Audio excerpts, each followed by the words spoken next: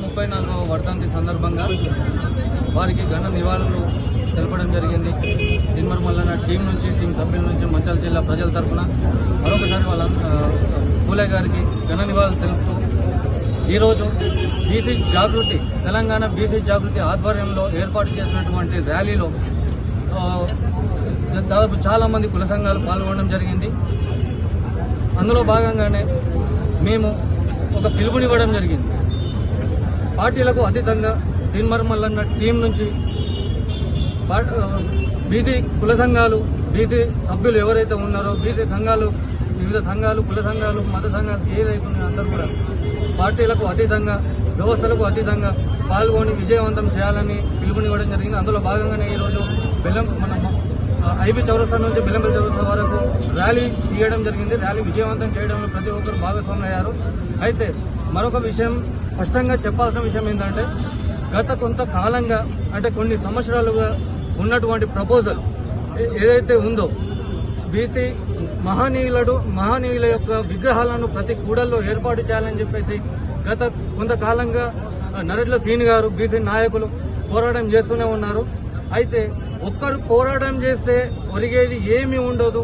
ప్రతి ఒక్కరు కలిసి కట్టుగా వస్తేనే మనం విజయం సాధిస్తాం, మన హక్కులను సాధిస్తాం అనే విషయాన్ని వివిధ సభ్యులు, సంఘానికి సంబంధించిన నాయకులు కూడా గుర్తుపెట్టుకోవాలని చెప్పేసి సందర్భంగా తెలియజేస్తా ఉన్నా.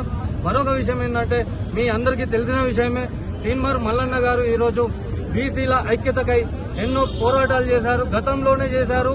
కానీ మన బీసీల్లో చైతన్యం లేదు అని చెప్పేసి కొంతమంది అంటే రీసెంట్ గా మళ్ళీ కూడా అధికార పక్షంలో ఉండి కూడా మళ్ళీ బీసీలకు సంబంధించినటువంటి ఒక గర్జనను నల్గొండలో ఏర్పాటు చేస్తే భారీ ఎత్తున బీసీలు ఏకమై విజయవంతంగా దాన్ని పూర్తి చేయడం జరిగింది.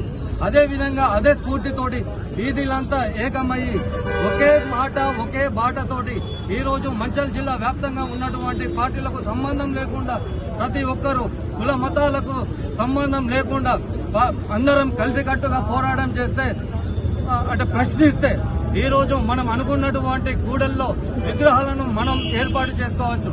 అయితే మనం ఏర్పాటు చేసుకోవడమే కాకుండా ఇతరులకు కూడా, అంటే వివిధ మండలాల్లో, గ్రామాల్లో కూడా మన స్ఫూర్తిని తీసుకొని వాళ్ళు కూడా పోరాటం చేస్తారు, ముందడుగు వేస్తారు అని చెప్పేసి ఈ సందర్భంగా తెలియజేస్తా ఉన్నా.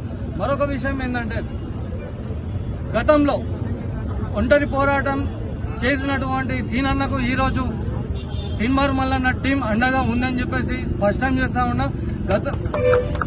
గతంలో ఎవరున్నారో ఎవరు లేరో మనకు తెలియదు, కానీ ఈరోజు తిన్మర్ మల్లన్న టీం బీసీలకు అండగా ఉంది, తిన్మర్ మల్లన్న గారు అండగా ఉన్నారని చెప్పేసి ఈ సందర్భంగా నేను స్పష్టం చేస్తా ఉన్నా. Thank you.